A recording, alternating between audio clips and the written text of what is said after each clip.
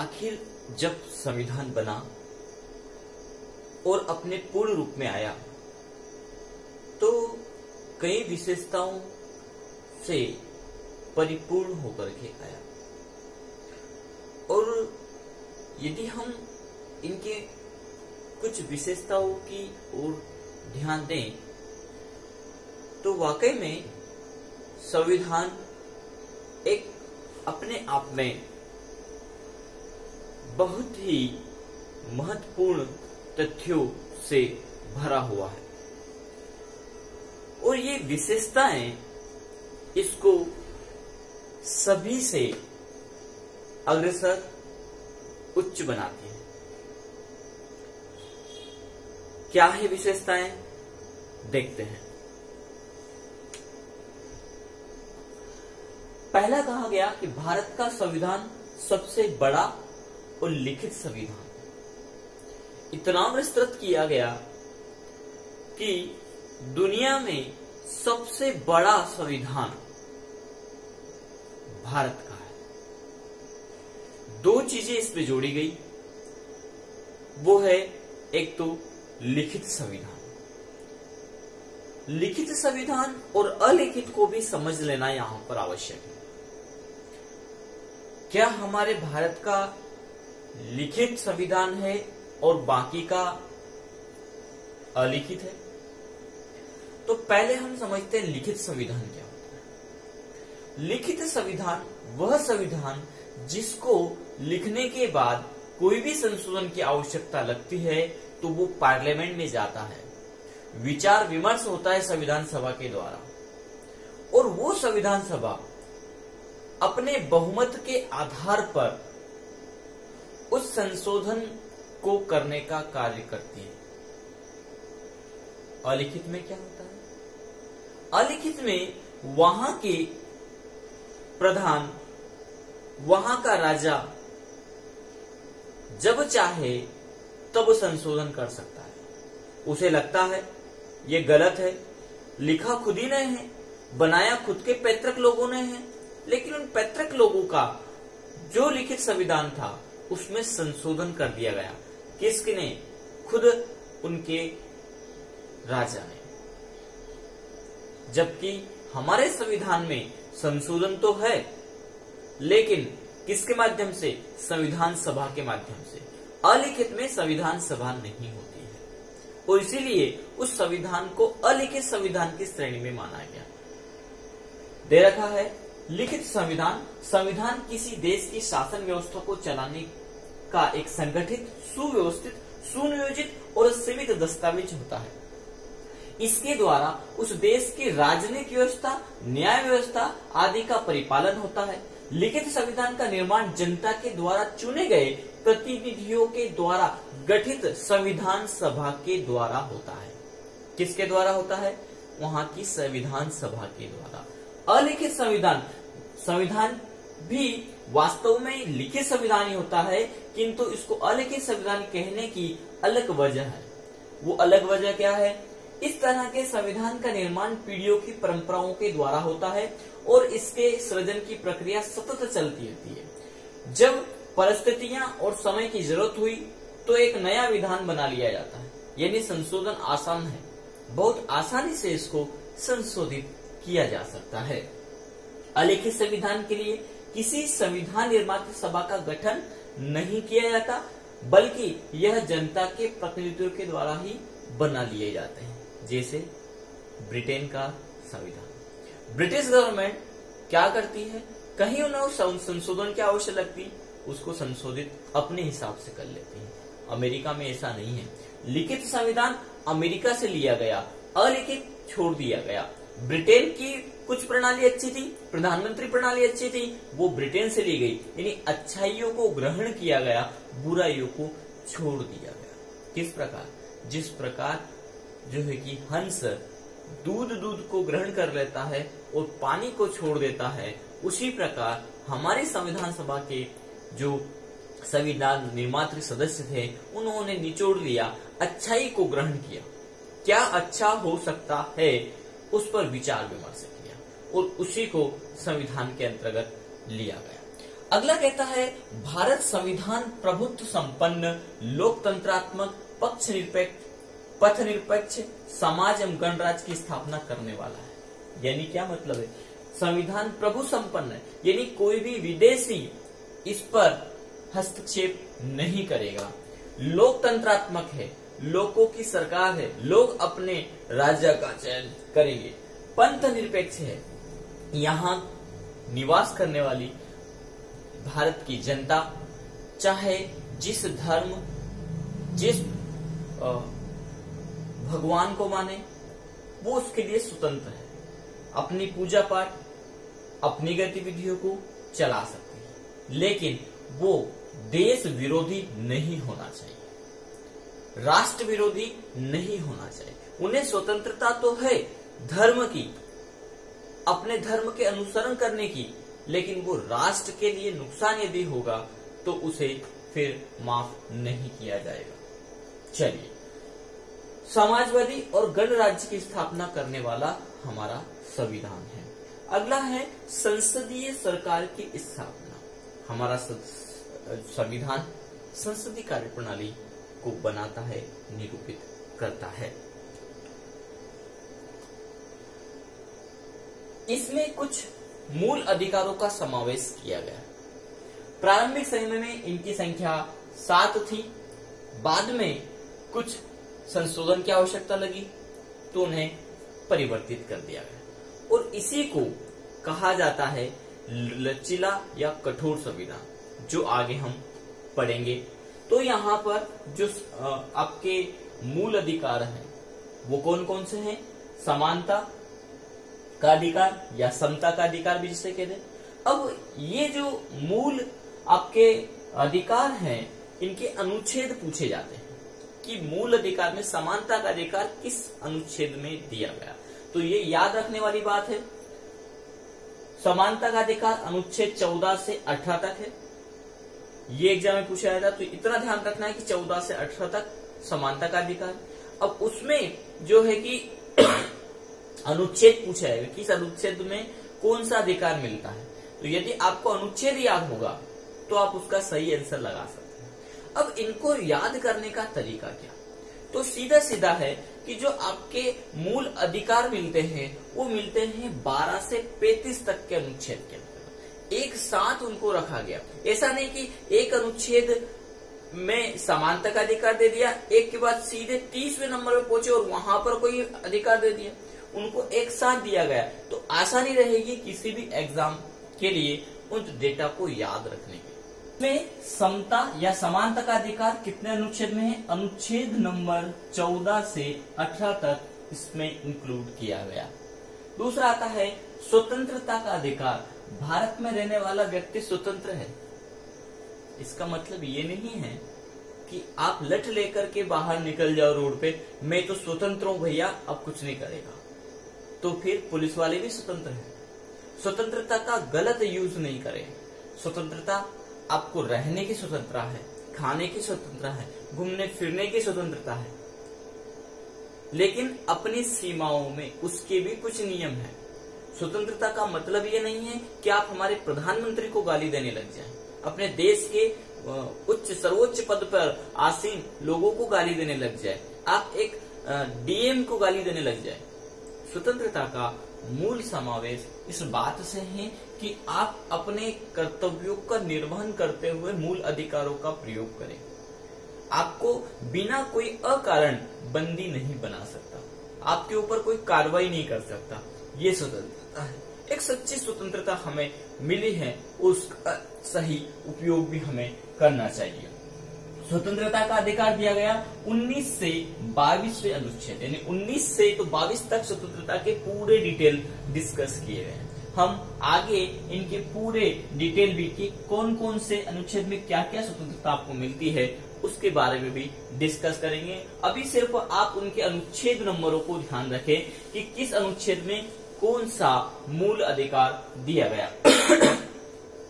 शोषण के विरुद्ध अधिकार, ये अनुच्छेद दिया गया 23 से 24 में कि यदि आपका शोषण कोई करता है तो आप न्यायालय की शरण जा सकते हैं। ये आपके मूल अधिकार है और इसे आप हर हाल में प्राप्त कर सकते हैं।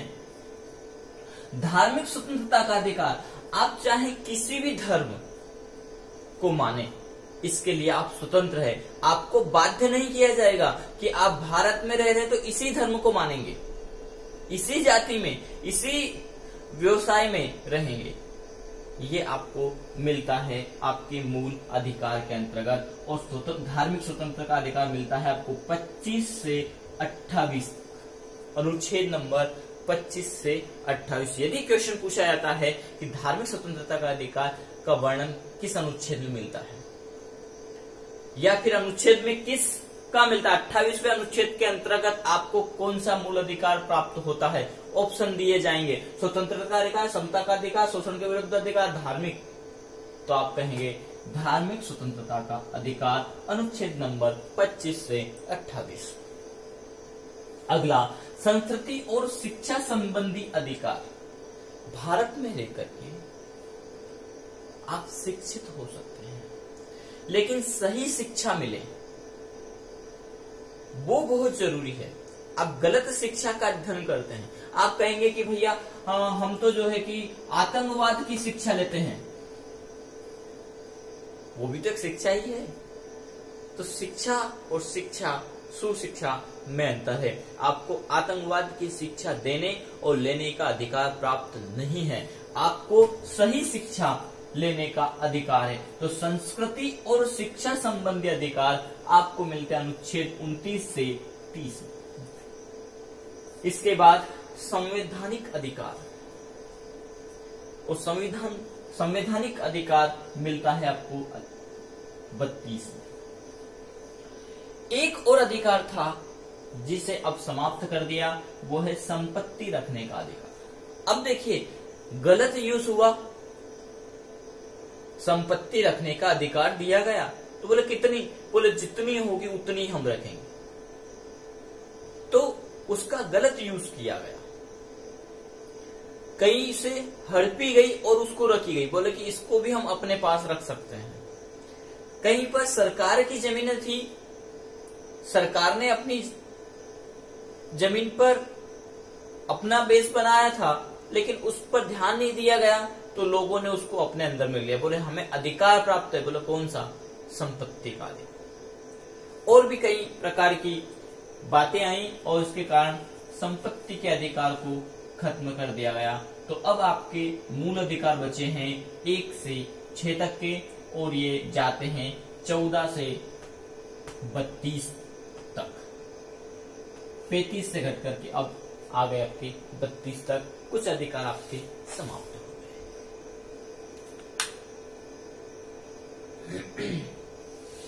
अगली विशेषता की ओर चलें तो इसमें राज्यों के लिए नीति निर्देशक तत्वों का समावेश किया गया। और नीति निर्देशक तत्व एक अच्छे राज्य को चलाने के लिए कुछ बेसिस प्रोवाइड करवाते हैं, क्योंकि उत्कृष्ट राज्य की परिकल्पना वहां पर लागू किए गए नियमों के आधार पर बनती है। यदि आप एक सुदृढ़ और सशक्त राष्ट्र की बात करना चाहते हैं, राज्य की बात करना चाहते हैं, तो उसमें नीति निर्देशक तत्वों का होना आवश्यक है।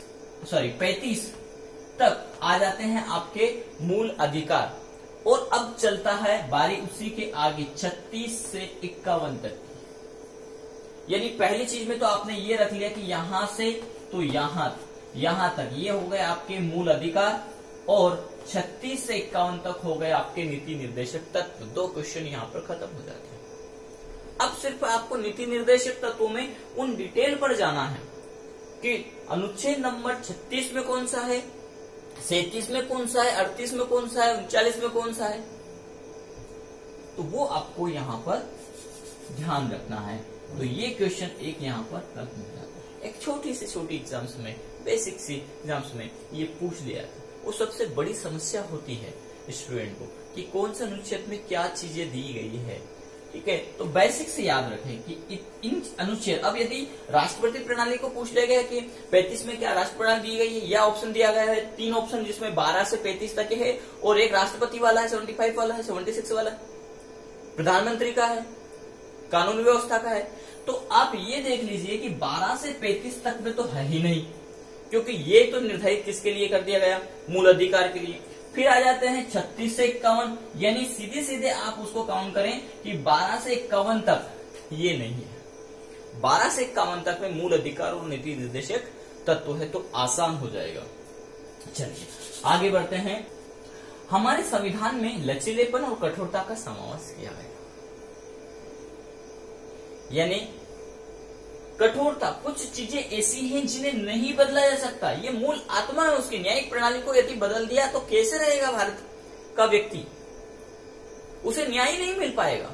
तो कुछ चीजें ऐसी रखी गई जिनके साथ में आप चाह करके भी छेड़छाड़ नहीं कर सकते, है मतलब है। और कुछ चीजें ये हैं, आवश्यकता पड़ने पर हटा दिया जाए, आवश्यकता पड़ने पर संपत्ति का अधिकार खत्म कर दिया जाए, गलत यूज करेंगे संशोधित कर दिया जाएगा, जहां जो सही होगा उसे ले लिया जाएगा। ये हमारे संविधान में दिया गया।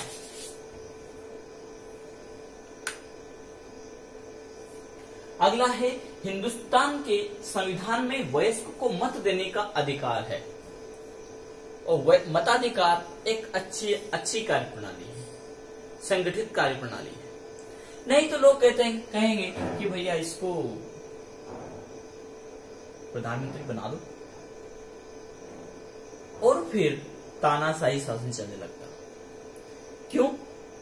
जिसका केंद्र में व्यक्ति वही तो प्रधानमंत्री बनेगा, जिसकी पकड़ अच्छी वही तो बनेगा। फिर वहां पर योग्यता की बात नहीं आती, वहां पर स्वामित्व की बात आती है, जिसका बोलबाला वही राजा।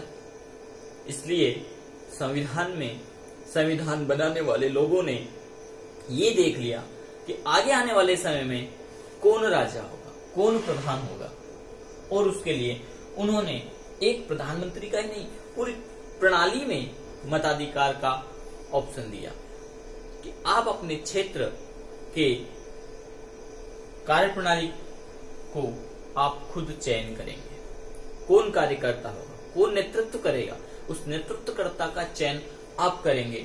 ये हमें दिया गया। इसने स्वतंत्र न्यायपालिका की स्थापना की गई। अगला ये भी बहुत अच्छा ऑप्शन दिया गया, स्वतंत्र न्यायपालिका, यानी यहां पर कोई दबाव नहीं होगा, क्योंकि दबाव में लिया गया निर्णय हमेशा गलत होता है, और ऐसा कई जगह देखने को भी मिला। और उसी के बेस पर न्यायपालिका को स्वतंत्र रखा गया कि न्यायपालिका स्वतंत्र रूप से अपने निर्णय सुनाएगी। यदि हमारा शासन प्रणाली गलत है, प्रशासन प्रणाली गलत है, तो न्यायपालिका को अधिकार होगा उनके विपक्ष में निर्णय देने का। लेकिन स्थिति ये है कि तर्कपूर्ण होना चाहिए, सही होना चाहिए, किसी दबाव में वो कोई निर्णय नहीं करेगा। और इसलिए वर्तमान समय में भारत के हर एक व्यक्ति को विश्वास है भारत की न्याय प्रणाली पर। समय अवश्य लग जाता है, लेकिन फिर भी उसे विश्वास बना रहता है अंत समय तक कि जीत सत्य की होगी, सही की होगी, विश्वास की होगी। और ये हमारा संविधान देता है। न्यायपालिका की स्वतंत्रता का अर्थ है न्यायाधीश स्वतंत्र है, निष्पक्ष है और निडर होना चाहिए, ताकि वो सही निर्णय ले सके। इसके द्वारा पंथ निरपेक्ष राज्य की स्थापना की गई, यानी सभी धर्म समान है और धर्म, पंथ, उपासना रीति के आधार पर राज्य किसी भी व्यक्ति के साथ भेदभाव नहीं करेगा। लेकिन कुछ लोग गलत यूज भी करते हैं। धार्मिक स्वतंत्रता का अर्थ ये नहीं है कि आप काला झंडा फहराने लग जाएंगे, वहां पर आपके ऊपर कार्रवाई हो सकती है। अपने धर्म का अनुसरण करना अच्छा है। स्वधर्म निधनम संयम, परधर्म भयावह। अपना धर्म, अपने धर्म में मर जाना अच्छा है, दूसरे का धर्म दुख देने वाला है, भय को देने वाला है। तो अपने धर्म का अनुसरण करें, दूसरे धर्म में ना जाए। लेकिन इसका मतलब ये नहीं है कि दूसरे धर्म को परिवर्तन करवा दे, दूसरे के धर्म को परिवर्तन करवा दे। ये संस्कृति नहीं है, भारतीय सभ्यता नहीं है। भारतीय संविधान भी ये नहीं कहता है। भारतीय संविधान कहता है कि आप अपने धर्म को मानिए, अपने रीति रिवाज को मानिए, लेकिन यदि आप किसी के धर्म को परिवर्तन करवाएंगे तो उस पर आप पर कार्रवाई होगी। प्रूफ होंगे धर्म को परिवर्तन करवाया गया, जबरदस्ती धर्मांतर। हाँ, स्वैच्छिक रूप से वो धर्म का जो है कि परिवर्तन कर सकता है, लेकिन मानवता ये नहीं सिखाती कि आप अपने धर्म का परिवर्तन करें। धर्म क्या है? धर्म के आधार पर व्यक्तित्व अपना व्यक्तित्व विकास करता है। एक अच्छा धर्म एक अच्छे समाज और एक अच्छी मानवता दोनों का निर्माण करता है। चलिए, इसमें देश के नागरिकों को एकल नागरिकता का प्रावधान दिया गया।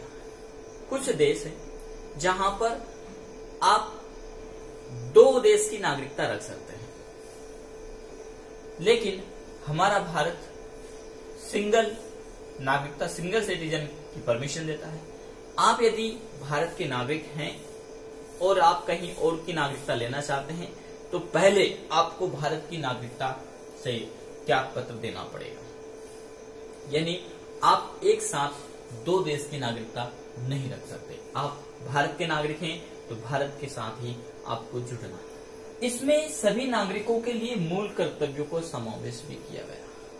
जैसे हमारे मूल अधिकार है, हमें मूल अधिकार अपने भारत में स्वतंत्र रूप से रहने के लिए स्वतंत्र न्याय प्रणाली, नैतिकता आदि चीजों को प्रदान करते हैं। उसी प्रकार हमें अपने संविधान, अपने देश के प्रति कुछ कर्तव्यों का भी पालन करना है, जिन्हें प्रारंभिक समय में नहीं रखा गया था, लेकिन बाद में देखा, आपातकाल के समय देखा कि मूल कर्तव्य नहीं है तो व्यक्ति अपनी मनमर्जी का कर रहा है। अधिकारों के लिए तो वो न्यायपालिका चला जाता है, न्यायालय चला जाता है, लेकिन खुद के लिए कोई बात आती है जिसे परिपालन करना चाहिए, वो खुद नहीं कर रहा है। तो कुछ मूल कर्तव्यों को जोड़ा गया। क्या है मूल कर्तव्य?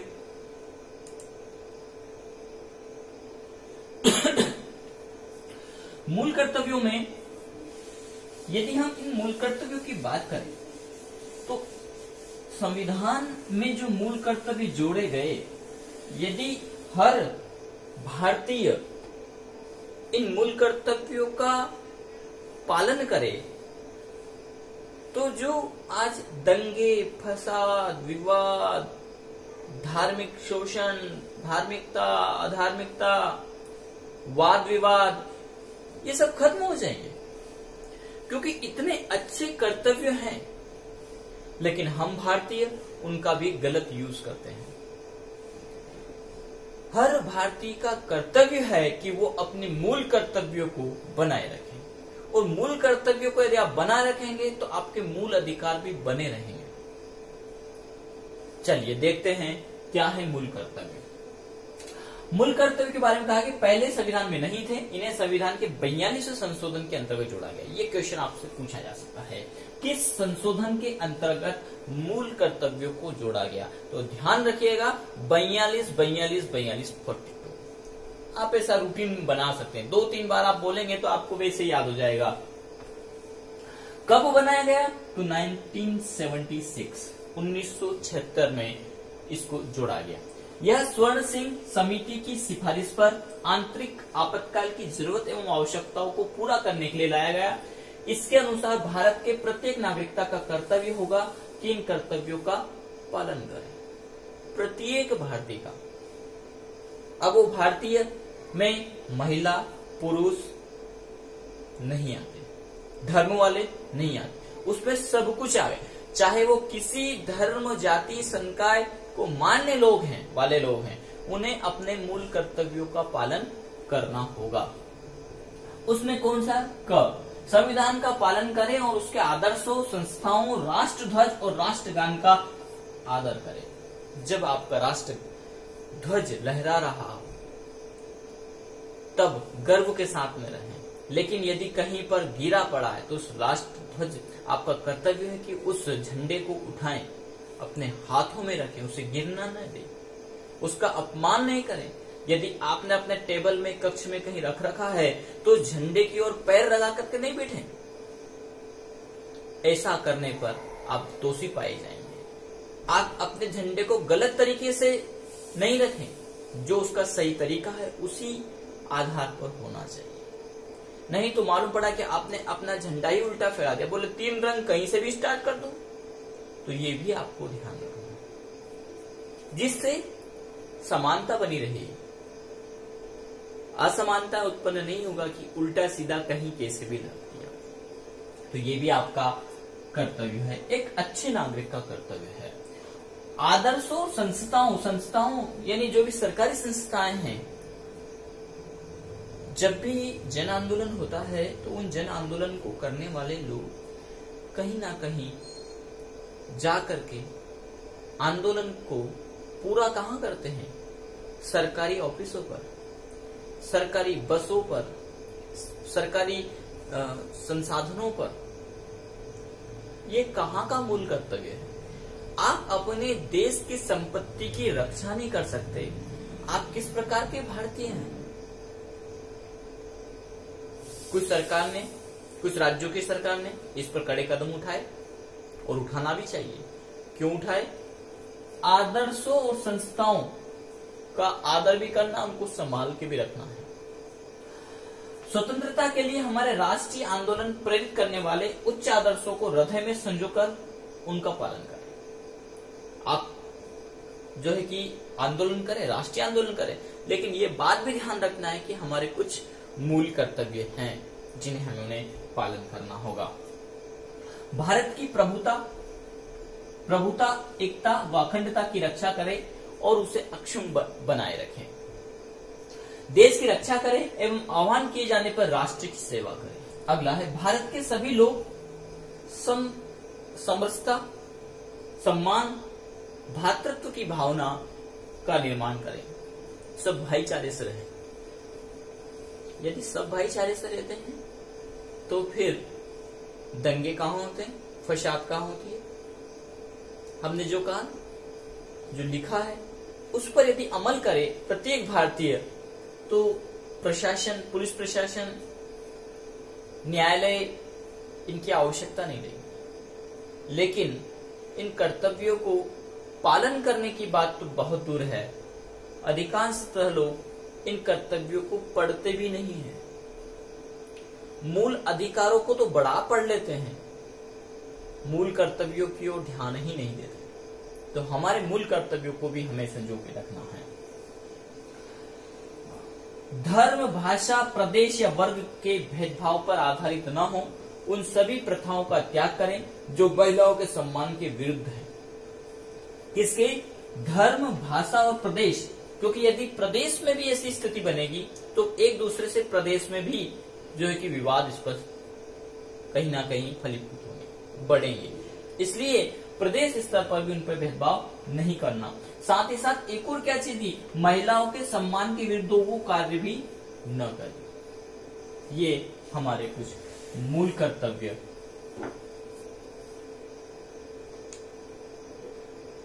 इसके अलावा हमारी सामाजिक संस्कृति की गौरवशाली परंपरा का महत्व समझें और उसका परीक्षण करें, उसका पालन करें। किसकी बात की गई? गौरवशाली परंपरा। क्या रही भारतीय संस्कृति की परंपरा, उस पर भी हमें जाना है। प्राकृतिक पर्यावरण, जिसके अंतर्गत वन, झील, नदी, वन्य प्राणी आते हैं, की रक्षा और संवर्धन करें तथा प्राणी मात्र के प्रति, किसके प्रति? प्राणी मात्र के प्रति दया भाव रखें। वैज्ञानिक दृष्टिकोण, मानवतावाद व ज्ञानार्जन तथा सुधार की भावना का विकास करें। सार्वजनिक संपत्ति को सुरक्षित रखें व हिंसा से दूर रहे।